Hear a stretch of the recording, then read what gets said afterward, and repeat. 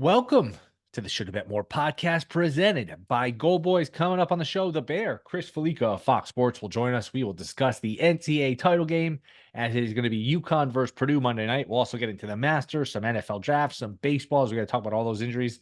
And we start here with the title game as it is the best team in the country, UConn, against the second best team. And maybe we get a classic game on Monday to save what has been just a boring ho-hum tournament. And Saturday night was not much different. Now, UConn Bama was exciting. It was close for a minute. If you had Bama plus the points, you probably had the right side. I mean, that was a closer game than the final score indicates, where I think it landed on 14 or 15 points.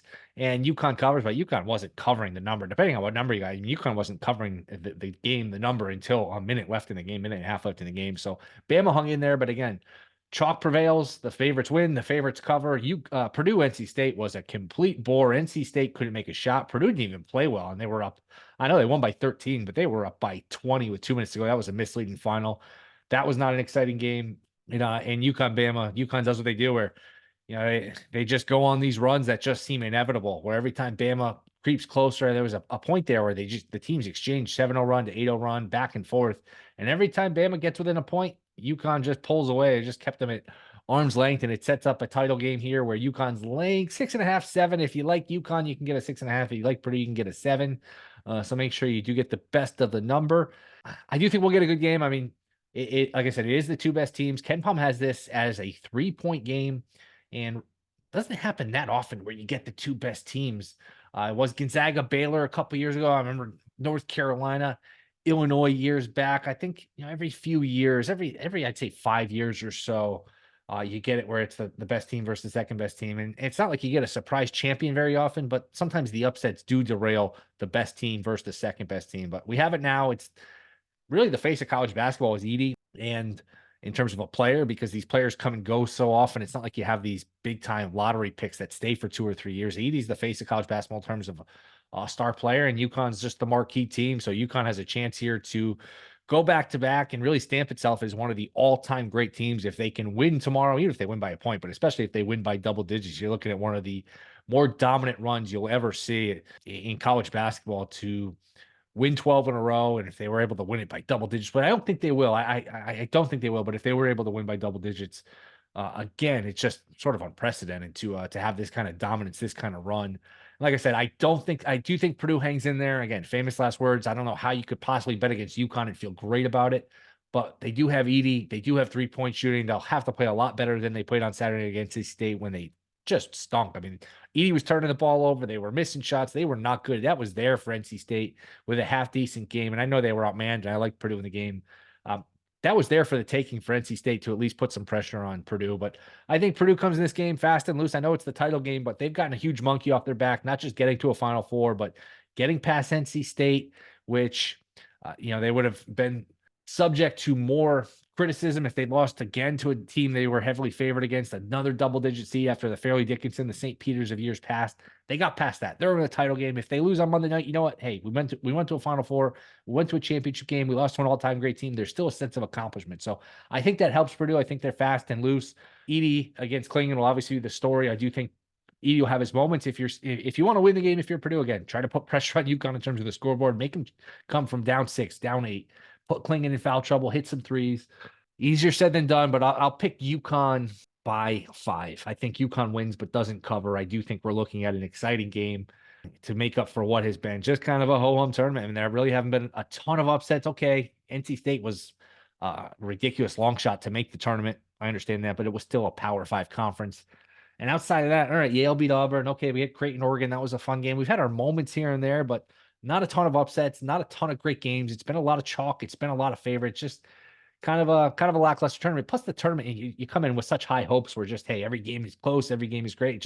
It wasn't like that this year. I don't know if it was the upsets in the conference tournaments with these mid-major schools, these one-bid leagues not sending their best team to the tournament. That was maybe a factor, but it wasn't a terrible tournament, but it was a little lackluster just in terms of the games, the excitement of the game. So maybe that changes Monday night. I think UConn wins. I just think they win a close game. I would take the 7 with Purdue again, with the caveat, with the idea in mind that you're going up against a freight train, and every time you think the line's a little too high, There's a point in the game where you say, "Uh-oh, I really don't like betting against this team." UConn finally hit some threes the other night. They were cold early.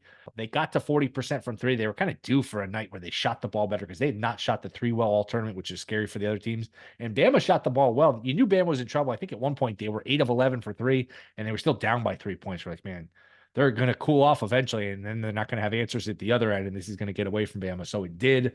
I think the key stat for that game, too, is UConn held Bama to only 23 attempts. Yes, they shot him well, but they were running him off the line enough where, hey, they didn't let Bama play their math game of, hey, we're going to shoot 50 and try to knock down 22 or 23. And when you only get 23 attempts, it's hard to make a lot without that many attempts. So see what we get Monday night. I do think UConn wins a close game. I would take Purdue plus the points. Hopefully it's a fun game, better than what we've gotten so far in a lot of these games, including Saturday. But the other big story of the weekend before we get to Bear, all of these pitchers in baseball getting hurt. Like the Yankees continue to win. Red Sox had a nice series. You just go around. The Pirates continue to win. They're 8-2, 2 out of 3 against Baltimore. That is a nice series win for Pittsburgh. But the story here is the injury. Strider looks like he could be headed for a Tommy John surgery that would end his season, his second of his career. He had one when he was in college. Shane Bieber out for the year. Tommy John. Uri Perez, 20-year-old kid who was going to be a Cy Young candidate at some point, shut down. He's going to have surgery. It's April 8th. I mean, you looked up on, was it Friday or Saturday? And you're like, my goodness, it's not like it's June or July and we're missing all these guys. It was Friday, April 6th or Saturday, April 6th. And we're already down 3 Cy Young candidates on top of the DeGroms, the Scherzer, Cole, McClanahan. I mean, you go down the line. Kershaw. I know some of these guys are older and past their prime order, but still, I mean, anybody you can think of who's good. I mean, there's a 70% chance that pitcher's done for a while. It's not good for the game. I don't have a solution. I just think, look, if anyone had a solution, that's a billion-dollar answer when you look at these pitchers that are hurt. If somebody could figure out how to cure these pitcher injuries, you'd make a lot of money.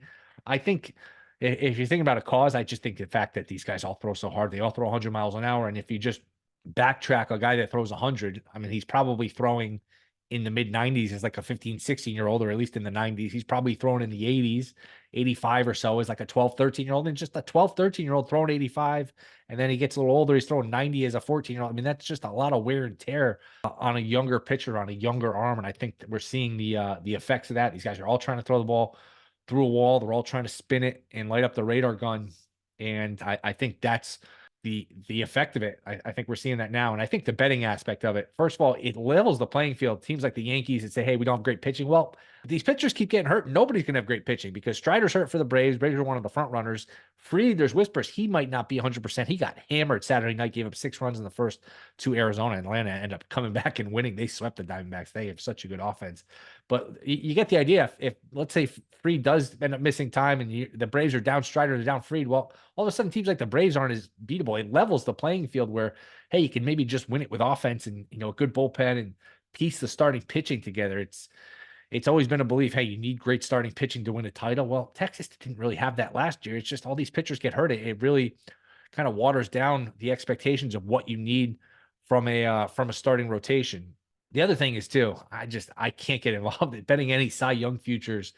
I'm going to have to wait till June or July, unless I'm getting 50 to 1, 100 to 1, some long number. I don't know how you bet it. Bet a Cy Young because these pitchers are so injury prone where, we're only in April. You got to pitch 90, 95% of the season to win the award on top. Forget about being good enough to win the award and pitching well enough to win the award. You have to pitch 90% of the season. And with all these injuries, I mean, you can make a bet on a Cy Young award winner, and 3 days later, the guy's out for the year. It's like, what's the point? So my betting takeaway from that is just maybe wait a little bit. Unless you're getting a huge number, I would wait till June, July. Make sure my guy's at least healthy around the All-Star break, because it's really tough to sit here and try to forecast not only who's going to be good enough, who's going to pitch well enough to win the award, but who's going to stay healthy enough and pitch long enough, well enough to win the award. It makes it very hard to bet those futures. So not good for baseball, not good whether you're a better fan. It's just not fun sitting there waiting for your best pitcher, just knowing it's a matter of time before he gets hurt. So I don't know what baseball can do. I don't buy this idea that it's the pitch clock. I really don't. Just because you have 15 seconds between pitches, okay. If you had 20 seconds between pitches, you'd be fine, but you have 15 seconds between pitches, now your arm's going to fall off. I don't know. Doesn't really make sense to me, but we will discuss all of that and more with the Bear, Chris Fallica. That is next. This is the Shoulda Bet More podcast. All right, we are back. Shoulda Bet More podcast. You can hear him on Fox Sports, the Bear Bets podcast, which I hear is half decent. It is the Bear, Chris Fallica. Bear, what's going on, man? It's half decent, but ideally the half that you hop on with every week. That's the half of it that is good. So yeah, and knocking out another one this weekend that's gonna kind of fool around with everything that's going on. Baseball, Masters, maybe we'll talk a little NBA. Who knows? Who knows? Whatever you guys want to get into, it's your segment. So however you want to go. NBA on the Bear Bets podcast. Be a first. That will be a first. Yes. But playoffs are coming up. Absolutely. Last minute awards betting. Maybe there might be a play if you guys feel strongly about something. So hey, whatever needs to be covered. We'll start UConn Purdue. I know you got some futures tied up in UConn. Let's just pretend you didn't. Let's just look at the game. Hey, I got nothing on this. I've got no futures. I have nothing tied up. I'm just looking at this game as its own individual thing. If you like UConn, you can find a 6.5. If you like Purdue, you can get a 7. Which way would you go? I'd lay the 6.5. If I had nothing doing on the game, I'd lay the points with UConn just because I think although I will say the caveat being Purdue's guards really did not play that great against NC State, and they were still up 8-9 double, and then finally they extended it late. So if they do play well, who knows what could happen? But what evidence is there that they're gonna be able to really play great against that UConn team that comes in waves and they're so athletic on the perimeter? Like that everyone's going to focus on Edey and Klingon, but it's like it's the players on the perimeter that I think are the difference in this game, and the fact that UConn's got so many guys that they can roll out there, and then you can bring in someone like Samson Johnson on the end. Like Purdue is really good, and I think I've been guilty of underrating Purdue all year long. But Same. like UConn may wind up being historically great. So I'd feel if I had no skin in the game right now at all, I'd lay the 6.5. How do you think Edie Klingon plays out? Because Klingon, it's funny, as dominant as he is, he doesn't face a lot of guys one-on-one in the post because nobody even bothers. Nobody really tests him. How do you see that matchup playing out? I think he's going to do fine. I think he's a good physical player. I think he'll certainly hold his own. I mean, it's not like Edey has necessarily faced a ton of guys as well that possess the skill set that Klingon has. So yeah, I think he's going to do fine. And have you seen any updated outstanding player of the tournament odds up there? I mean, obviously we have in this state we have to look elsewhere because It's so annoying. I was on the air Saturday night as the game ended with the great Dave Ross, and Dave was reading them, I think, from DraftKings again. Like you said, we're in Connecticut, so we can't see him, but Dave said in Connecticut, it basically hadn't moved a lot from prior to the Final Four games, where it was still Edey plus 175, plus 180, Klingon plus 180, then obviously a drop off. So I mean, it's interesting. They're telling you if UConn wins, it's not a lock that a UConn player gets it. Like Edey could theoretically get it with a loss. I have a hard time no, seeing that. I no agree. way. I'm with you. I still think it's going to default to Klingon unless somebody just hits a buzzer beater, has a monster game. I kind of default to Klingon. Who are you looking for? Like what player price did you have in mind? Like I would look maybe at Spencer at, Okay. at a price, but I think if UConn wins, I think he's gonna it will be Klingon. I think he's just defensively what he can do in the inside as well, and he'll be a big part of shutting down Edey.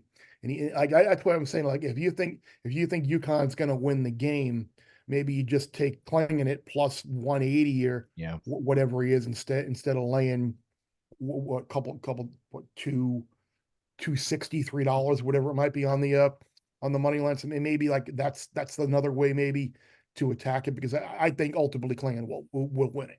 I agree. I'm looking at some odds here now. Not exactly a licensed book, but we'll go with it. Klingon plus 170, Edey plus 200, Castle plus 400, Newton plus 550, Spencer 11-1, Caravan 40-1, Braden Smith 35-1. No, but if it's Purdue, it's going to be Edey. Yeah, Obviously. exactly. Any of those prices do anything for you? It's Klingon. Castle is a little interesting because he had a monster game on Saturday and he's kind of broken out and he's got probably more upside than anybody on that team. So like that would be the one guy who if he goes nuts on Monday night, it could be him. But I still ultimately think you know the way voter mentality is. I mean, Clarence has been fantastic, and it's the guy who's been the story most of the tournament outside of at least on UConn's team. So I think it would be Klingon. Yeah, it's not as strong as like, hey, the quarterback gets it on a football team, but it is sort of like, hey, he's the face of the team, and they're going to default to the face of the team. And especially if he's guarding Edie and does a good job, people can look at it the other way and say, hey, he's not going to have a big offensive game because Edie's guarding him. But if they're able to win the game, it's because he held Edie down. And I think that's going to be Yeah, a lot of the narrative. Remember when Iguodala won NBA Finals MVP, it was, hey, he guarded LeBron. I do think Klingon probably 170 is not a bad bet. Any feel on the total? We're down to 115 and 145 and a half. 115 and a half would be a lot better for the well, over. it's Yeah, go ahead. moved what 4 points, right? Yeah. Yeah, it at 145, it still feels a little bit high. I still think it's going to kind of be a an under type game because I don't think Purdue's going to want to go up and down the floor at all. I mean, I think UConn will probably try and push the tempo maybe a little bit more, but still feels again, the only thing you got to worry about though is just the foul zone. I mean, it is Exactly. the title game. We've talked about this with teams just fouling. But we thought that DJ Burns would be in foul trouble with NC State, and that it would be a parade to the free throw line in that game. That just didn't happen with the way that game was officiated, and even the game against Alabama with UConn, that was kind of choppy in terms of officiating. And I mean, it was almost good to see like the officials not really a factor in either game because everybody was so worried that Purdue was going to get a whistle on that game, and it never really materialized. So I would still lean under, but I certainly wouldn't obviously feel as good at 145 and a half than 148, 149 like you were able to get immediately. You feel like it's been kind of a ho-hum tournament. Not a lot. I mean, NC State was a great story, but we haven't had a lot of buzzer beaters, a lot of close games. It's been a lot of chalk, a lot of favorites. I don't know. It's just been kind of a ho-hum tournament, I feel like. It is. I mean, I guess the fact that it's been ho hum and you get the final that most people wanted to see with the defending champion against a team that got beaten by a 16 last year. I guess it does kind of put a nice little bow tie on it, and you get the fact that we didn't get ridiculousness throughout, and you didn't get a lot of drama and memorable moments. The fact that you got UConn and Purdue, I think if it would have been UConn Purdue or UConn Houston, I think either way, you're looking good. But you're right; it has not been one of the more memorable tournaments, and it's something like I can't remember if we were talking about this on Bear Bets, but I was talking about it with someone else. Like, should we kind of have seen it coming though? I mean, it was the not even the mid majors, the smaller conference tournaments. So many So many of the ones got lower knocked out. Yep. seeds won those leagues, and like you were getting bad teams from those leagues in the tournament, and that was really going to eliminate a lot of potential for 13, 14, 15 seeds winning. But you had the Duquesne win a game who won the A10, and they were given a seed that was basically indicative like a last or at large team in. So like NC State, obviously an 11 seed getting in them. Just you had a lot of 13s and you had a lot of 14s that really profiled more like a 15. So we really shouldn't have. In retrospect, that's one thing, and maybe it's why I didn't do very well betting wise in the tournaments. Was that I wasn't ahead of it, even though I maybe should have been. So I mean, I kind of regret some of the decisions that I make, and maybe not that I went upset crazy, but I thought maybe some of these bigger favorites might be laying too many points. But I mean, you look at both UConn and Purdue. They both covered every single game, and really none of them have been that close. I mean, the Tennessee game, I guess you say was. I mean, it was a tie game with like 5 minutes to go, 4 minutes to go, but ultimately there wasn't a shot late to wind up getting the cover. So yeah, it's been Purdue and UConn have been the two best teams in the tournament, and so I guess it's in a sense it's good that they're both here, and you're not getting a team that's kind of a fluke or maybe uh, just kind of had a great a very generous and fortuitous path with everything open it up to get them there. Let's switch gears here. The Masters. Empty your notebook. What do you got? Who do you like? What take us through your thought process in betting this tournament. I like Will Zalatoris. I played him earlier in the year after he nearly won, and he was around 55 to 1 or so to win the Masters. So I got him 55 to 1. 35 to 1, I think, is still a really good bet. The 2 times he's played Augusta, runner up to Hideki, I think it was, and then finished the sixth a couple years ago before he obviously couldn't play last year because of the injury, but he's healthy now. He's changed his putting stroke. He's always, the knock on him has always been his ability to make putts. He's doing better in that sense. He feels like a guy. If anybody can beat Scotty Scheffler, someone like Zalatoris, I think, who was in the mix with him the year Scotty won, I think is someone that you can still bet at 35 to 1. Cam Smith is someone who I want to like Cam Smith just because the way he putts so well and he's good with those mid iron, short irons to just give himself a chance at not getting any big numbers on the card at Augusta, which is so big, in being able to contend. But it's just so hard to wonder about these live golfers and the form that they are in. And then I don't look, it's an emotional roller coaster betting on him because you never know what you're going to get hole to hole, shot to shot. But Jordan Spieth is someone that loves this course, and he has not necessarily been in fantastic form, but I think he's going to be someone like Phil Mickelson, regardless of how old he is. Whenever he gets to Augusta, he's won here before. He could have another one as well. He's just modeled and echoed what Jack Nicklaus has told him about the course. They just aim for the middle of the green on every hole, and you're going to be just fine. And that's kind of what he does. So those are the 3 guys, and I'm kind of looking at.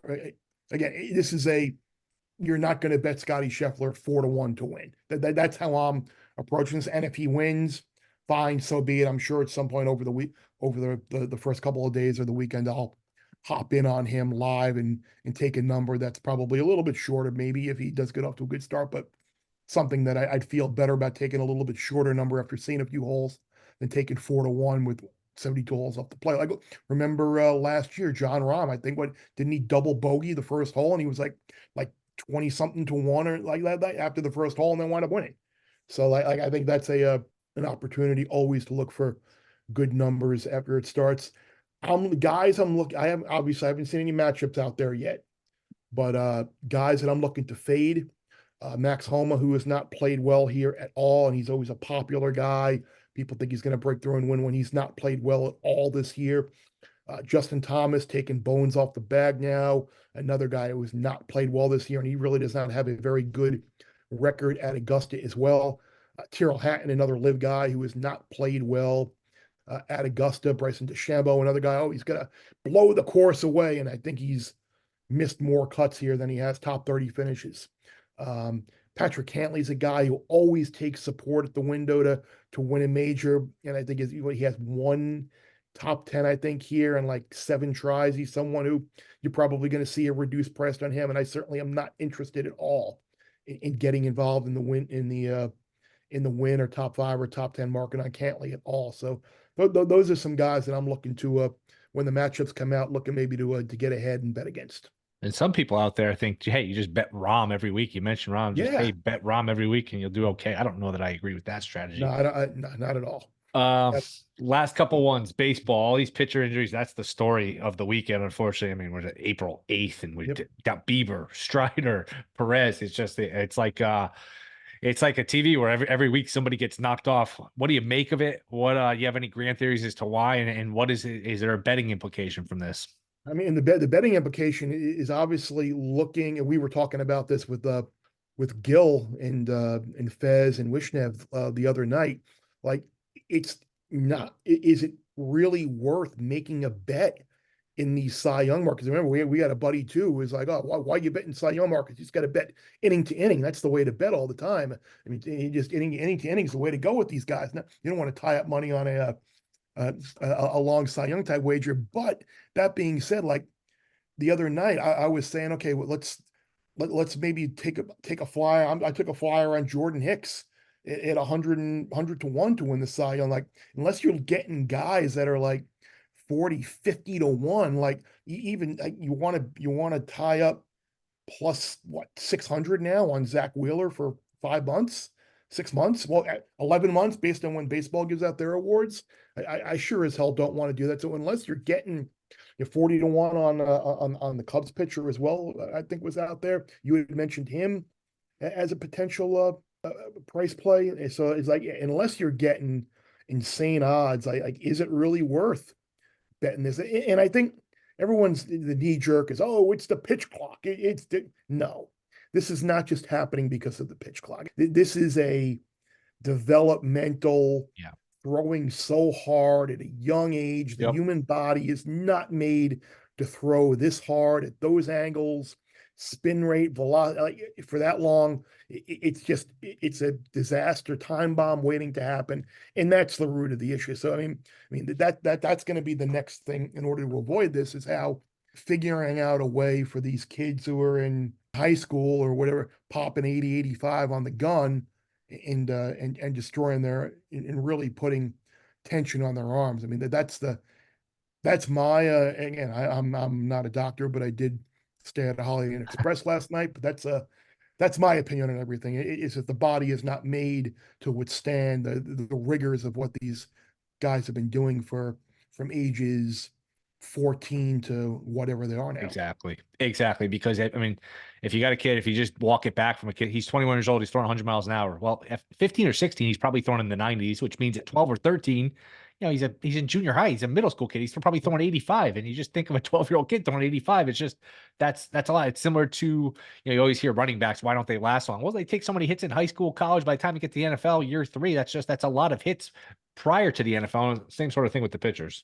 Yeah, I do think too, the betting implication, you could look at a team like the Yankees and say, wow, they don't have enough pitching. They don't have great pitching. Eat Cole back. It's like, yeah, they don't have great pitching, but if these pitchers keep dropping, like Fried was hurt, Fried was bad this week for the Braves, and there's whispers that his elbow might be bothering him. It's like, you know what? If the Braves are going to miss Strider and Fried, and you just go down the line and all these teams keep missing pitchers, you know what? Yankees don't have great pitching, but by comparison, it might not be that bad. It might be winnable. Where, I mean, look at last year, Texas, you wouldn't think of them and say, hey, that's lockdown pitching. Eovaldi and Montgomery, they're nice pitchers, but I mean, that's not typical, like prototypical championship pitching as we know it. So maybe it levels the playing field for these teams that don't have great pitching.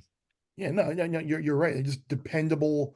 Like everyone wants a number one and two number ones, or a number one and number two. Like maybe it's kind of like that mid-major way of like, Right. well, all the mid-majors had the 5 seniors that were making runs in the tournament. Maybe if you can just get yourself 3 or 4 solid number 3s, basically, and guys you're going to be able to depend on to get 6 innings a start, get you close to a quality start every time you step out there and turn over the pen. Maybe that's the way to go. Yep. 5 innings, 2 runs, 6 innings, 3 runs, and just win it with your offense. And that's pretty much what Texas did. Get some guys in the bullpen that can shut it down, and you can win that way. Last one, draft. What do you know? What do you think you know? I think I know that there will be 5 quarterbacks taken in the first round. I'm mad at myself that I didn't get the best of that number. I kind of bet it right when Penix's workout was happening, and so I played a later price at probably. I mean, if I would have played it 2 days earlier, it would have been much better. But I think there's a better likelihood that there'll be 6 quarterbacks taken than there will be 4, because they're definitely going to be 4, and I would think that Penix is going to go in the first round. Now, I took over 6.5 wide receivers, and this was before the Stephon Diggs trade. So I feel really good about that now, knowing that the Bills were not necessarily a team that you would have thought would have gone wide receiver in the draft, or maybe they would have anyway. But you're going to get Harrison Neighbors, Dunze and Thomas. Ladd McConkey is someone whose name is kind of working its way into the late first round potentially. My guy at Texas, who I have a great relationship with, he believes that both A.D. Mitchell and Xavier Worthy are going to go somewhere between like 24 and 32.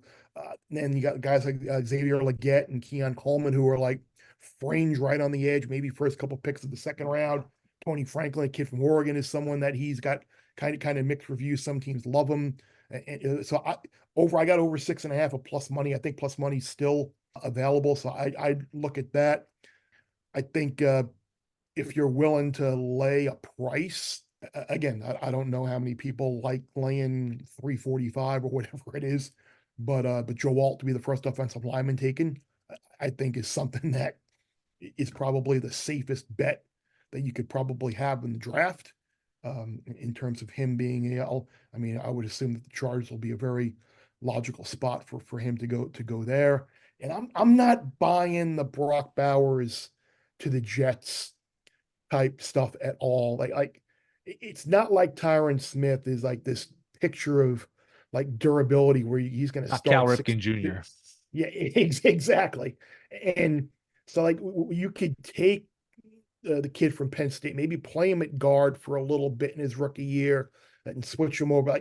It's Joe Douglas. I think an offensive lineman is still going to be the way to go for the Jets. And if that doesn't happen, if it does happen that way, like the Bowers drop could be pretty. Like I have not seen over under draft slots for players yet, but I'd be looking to fade Bowers. I think he could be a little bit of a draft. Maybe the Colts at what 15? I think the Colts pick 15, 16. That could potentially be a spot, or maybe they go DB. But I don't think I'm curious to see what they post as an over under for Bowers, because if it's anything if it's 10.5 or less, I will be fading that for sure. And any clue which order these quarterbacks are going? 2, 3, 4? I mean, what? None. Yeah, me neither. None. I've even heard stuff out there that Washington's would be very, very happy to trade back. Again, I don't know what that means. If that means a team would want to come up for one of the quarterbacks, I don't know if that means that Washington wouldn't take a quarterback if they stated to. But again, it's the lying season. It's the silly season. Yes. What do the Giants do? Do the Giants take a wide receiver, which they desperately need, or do they kind of? I mean, you would assume where the Giants pick, the quarterbacks are probably going to be gone if they do go four quarterbacks in a row. So it's like the Giants. If I'm the Giants, and you know Daniel Jones is whatever he is. You shouldn't have given him the deal. You made a mistake, but you can't take a quarterback number 6 overall after giving him that contract. If you're the Giants, take whatever wide receiver you like best. Odunze, Neighbors, whomever it is, take that person at 6 and then hop around to if you want to take whatever quarterback you may like there, whether it's Knicks, whether it's Spencer, whomever, maybe you do that. But I think the Giants taking a quarterback at 6, you're just kind of compounding that mistake. Yeah, and again, this is in context of like this time last year, we were told, hey, the Texans want nothing to do with Stroud. He didn't test well, they didn't like him, and then he goes up second, and we all get killed. So it's, you know what, I try to do all these shows of like, who do you think will go second? Is the McCarthy thing real? So you know what, I like to bet. I don't like to guess, and I just feel like with these quarterbacks, man, I feel like we're all kind of guessing. So yeah, no, I agree with you. I mean, look, I'll full disclosure. I had a Jaden Daniels to go number 1 overall at like 24-1 or whatever it was, just because I wasn't sure. Like maybe the Williams thing, maybe the Bears wouldn't want him, but you know, oh well, I lost. But it's not going to be a situation now where I'm chasing quarterback steam, and at the end of the year, I'm going to be holding number 1 draft picks on all 4 of these guys. That's just counterproductive. I'll just pick my spots in other areas and go for that. I'm really looking forward to seeing the over under spots for sure. I mean, and you and I, we've gotten some stuff down already, like Jets to pick an offensive lineman and Bills to pick a wide receiver, which I mean, stuff that we worked out well and were able to get in up before lines moved ridiculously. So and Chiefs to pick a wide receiver, stuff like that. So hopefully those things that we had already played are good to go. But yeah, the one thing that like is still the price that I laid was the alt minus 345 to be the first offensive lineman taken. And if you're really looking to swallow hard and swallow a big number, he's like minus like 1,500 to go taken in the top 10. And again, some people don't mind laying that type of a price. Some people get scared off of doing it, but I see no way he's not a top 10 pick. So if he's not, I'll be driving down Route 8 and staying in your basement for the rest of my life. I would just say, hey, if anybody, and like you said, some people have the appetite, some people don't. If you're going to do that, just risk a reasonable amount of money. Don't go for, even if it's to win a little. It's a good bet. Don't be like sitting there where you're going to have a heart attack if he doesn't go. And I kind of thought the same thing with Caleb Williams, right? I think it's probably unbettable now, but I mean, if you can find the cheapest money line possible, it's basically there's barring something tragic where like he gets kidnapped or something, and he's going to be Right. the first pick. So you're just, Right. you're tying up money for a very short period of time. So yeah, I would agree with you. And I forgot about that Chiefs one, Chiefs to pick a receiver. I wonder if that helps now that that Rice, all the things with him Yeah. with the car accident I didn't and even think trying of to that. walk away. Maybe he's looking at suspension. I don't know that will be a long-term thing. As sad as that is to say, it probably won't be. It'll probably get swept under the rug and get a little, I don't know, a couple games suspension. Maybe, I have no idea. But I'd forgotten how that plays into it. Yeah, I didn't even think of that, but that's it's funny how our minds work. Like the first thing Stephon Diggs traded from the Bills to the Texans, the first thing you immediately do is, oh, are there any outs that we have that have Buffalo to take a wide Yep. receiver? And sure enough, we had one, so that worked out well. Well, one other not draft related, but Champions League soccer related. I know the quarterfinals are upon us here soon. But I played Atletico Madrid 13-1 to win. And I totally missed because a couple of weeks ago you would text me. I was in the middle of flying back from my contest in Vegas. You texted me a ridiculous number that was out there on them, and I totally missed it. And I wouldn't have had access to that anyway. But like, are they the best team left? No, not by a long shot. But they have Dortmund, which is a very winnable tie in the quarter. And then if they get past Dortmund, you've got a team in Barcelona who they've had a ton of success in La Liga against, who Simeone certainly will not be in fear of, or PSG, who basically hate each other. And again, not a team that you'd be worried about playing in the semi. So, like, I'd like their chances to get to the final where they probably would play either Arsenal or Man City.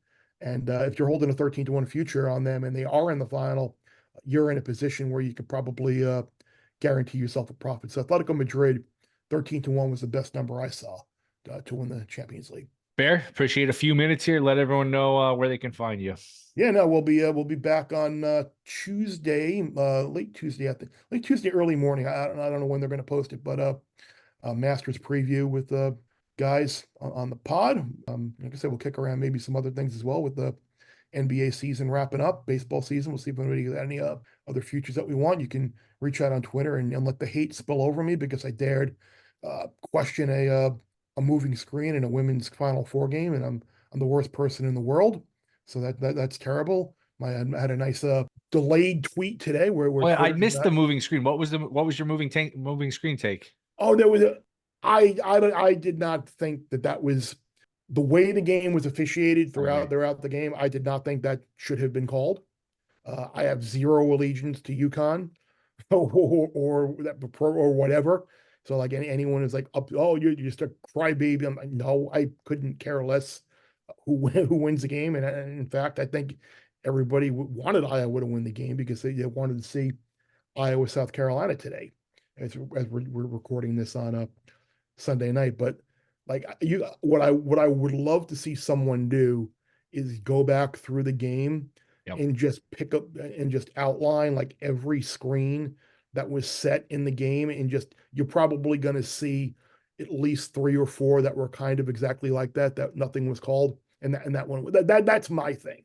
Like it's just something that it's not called very often at all. And it's like you get the basketball purist. Oh, the hands down at the side, straight up, feet together. That's the way the screen is set. And it's like, come on, just give me a break. But yeah, whatever. I couldn't care less. I made a funny comment. People, oh, it's clearly a foul. Fine. Well, it's clearly a foul because you're breaking it down screen by click by click by click. Let's slow it down. Let's slow it down. Let's slow it down. See? So, and you know what? Give UConn credit for the way they handled it in the press conference. I mean, Paige Beckers was great. She was just like, yeah, it's. I made a lot of mistakes. Not one play loses a game, and I could have been better to help avoid us being in that situation. So, good for them for handling it the way they did, and especially after the year that they had, losing so many players to injury. The fact that they were in that position to maybe get to the title game was pretty incredible. So hats off to South Carolina for finishing off the undefeated season. And I said something afterwards today about that too. Like I mean, as emotional as Dawn Staley was after that game, like I wonder at times, like when you're in that position and you're expected to win, like every time you set foot on the floor, it's like, is it more relief that you won than joy?